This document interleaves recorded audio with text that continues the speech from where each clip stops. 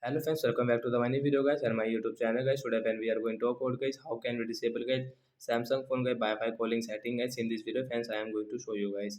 Friends, you want to disable guys, you don't want to use guys your Samsung phone Wi-Fi calling setting. So how can you disable it? Today friends, I will show you. I will tell you in this video guys. So first of all guys, open your phone setting to disable guys your Samsung phone Wi-Fi calling setting guys.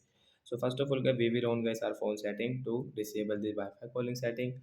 After on phone setting, how can we disable guys your Samsung phone Wi-Fi calling? Friends, you will have to click on guys phone connection setting. Then guys you can see your Wi-Fi calling is enabled. Guys tap here to disable it. Friends, you don't want to use guys make and receive calls over connection Wi-Fi connection whenever available. Wi-Fi performance guys we will tap here to disable it. Then guys you cannot use guys your Samsung phone Wi-Fi calling mode setting. So that's it guys. Thanks for watching the video guys. I hope friends you understood how to disable Wi-Fi calling in Samsung phone device. So bye guys, we will meet on next video with new topic. Bye guys.